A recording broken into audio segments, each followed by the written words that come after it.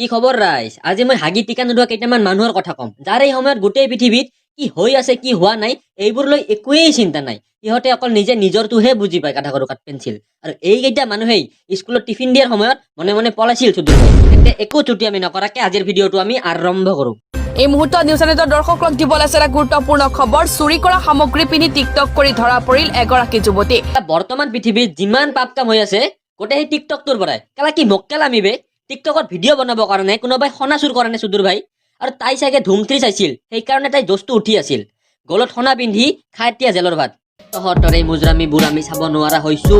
কেলা তহঁতৰ কাৰণে আমি মেণ্টেল হস্পিটাল এখন বনাইছো। এইবোৰ দেখুৱাই দি আছে আমাক বহুতো কষ্ট কৰি দিম আমি তহঁতক নষ্ট হস্ত মস্ত। এই পৃথিৱীত এতিয়া কৰোণা কৰি মৰি আছে, কিন্তু তহঁতেতো আগতে নিজৰটোহে কৰিবি।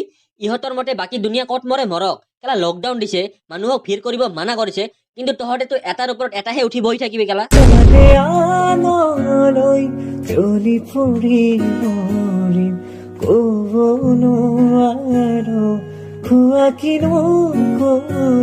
বান্দৰ বিলাকতকৈ অধম। কেলা বান্দৰবোৰে এতিয়া ডিষ্টেন্স মেইনটেইন কৰি খোজকাঢ়ে বে। তহঁতে অলপ বাহিৰা দুনিয়াখনো চা।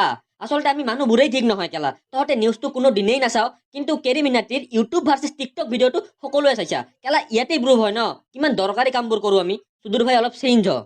তহঁতক কথা কোৱা আৰু গৰুক কথা কোৱা দুটা একেই কথা। তহঁতে অকল নিজৰটোকে মহান বুলি ভাবি থাকা, কিন্তু এইবোৰ চব ই বোলে ছ'চিয়েল ইনফ্লুৱেঞ্চাৰ। কি ভাল কাম কৰিছ? কেলা তোৰ দৰে সকলোৱে চুলি ষ্ট্ৰেট কৰি মুখত 100 মান পাউডাৰ লগাই গানত লিপচিং কৰক মানে এতিয়া। কেলা মানুহক যদি একো ভাল শিকাব নোৱাৰ ন, তেন্তে নিজক ইমান ভাল বুলি কৈ নাথাকিবি চুদুৰ ভাই। কেলা গোটেই ঠাইত এতিয়া বানপানী, মানুহে খাবৰ কাৰণে একো বস্তু নোপোৱা হৈছে বেচেৰাহঁতে।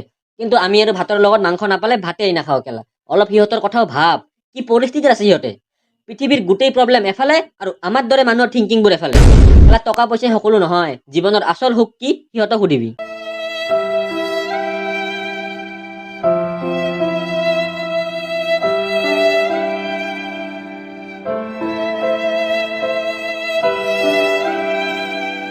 মোক কমেন্ট কৰি ক'ব যে তই ইমান ভাষণ নিদিবি, কেলা কি বাল কৰিবি বে।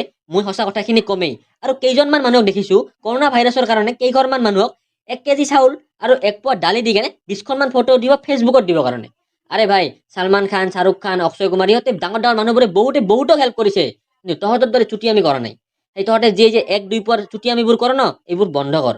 সেইকেইটা মানুহক এটা কথা কম, যিবোৰে কৈ আছে অসমৰ বাহিৰত থকা মানুহবোৰক কিয় আনিব লাগে। মিছাতে আমাৰ ইয়াত বেমাৰী বাঢ়ি আছে। আৰে কিয় নানিব? সিহঁত আমাৰ ইয়াৰে মানুহ হয়। অসমখন সিহঁতৰ নিজৰ ঘৰ হয়। গতিকে বিপদৰ সময়ততো ঘৰৰ মানুহে সহায় কৰে ন। গতিকে এইটো আমাৰ কৰ্তব্য। আৰু লাহে কমিব এইবোৰ। ভেকচিন ওলাই আছে, তেতিয়া আমি সকলোৱে এই প্ৰব্লেমটোৰ পৰা ওলাই যাম। লাষ্টত মই ডক্টৰছ আৰু নাৰ্ছবোৰক থেংক ইউ ক'ম, বহুত হেল্প কৰি আছে সিহঁতে। যিমান পাৰে নিজৰ বেষ্ট দিয়াত ট্ৰাই কৰি আছে। চ' থেংক ইউ।